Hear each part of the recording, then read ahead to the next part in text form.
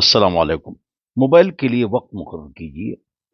ہم موبائل میں بہت ٹائم ضائع کرتے ہیں اور واچ ٹائم ہمارا موبائل کا بہت زیادہ ہے۔ اس کے بجائے آپ اسکل سیکھیں، دین سیکھیں، آپ اس میں دنیاوی تعلیم حاصل کریں، لیکن موبائل کا ٹائم ٹیبل آپ ضرور بنائیں۔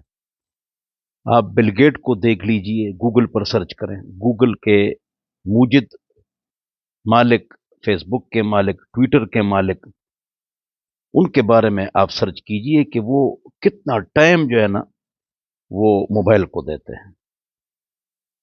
یہ بھی سرچ کیجئے کہ ان کے فیس بک کے دوست کتنے ہیں، فرینڈز۔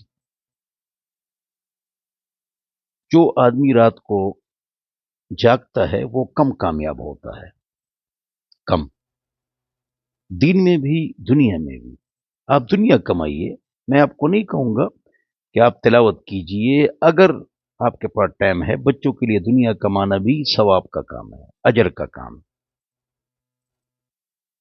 والدین کو سہولت فراہم کیجئے، وقت کو قیمتی بنا دیجئے، تو پوری دنیا، تمام دکانوں میں، آفس بوائے، یہ تمام لوگ موبائل کے سامنے بیٹھے ہیں۔ سوشل میڈیا نے ہم کو میڈیا کے ساتھ چپکا دیا ہے، اور یہ خطرناک چیز ہے، بہت خطرناک چیز ہے۔ پیسوں کا نقصان، بدن کا نقصان، دین کا نقصان، وقت کا نقصان، صحت کا نقصان۔ اب آپ بیٹھے ہیں 3 3 گھنٹے، دماغ کو شوگر نہیں ملتا تو پھر کیا ہوگا؟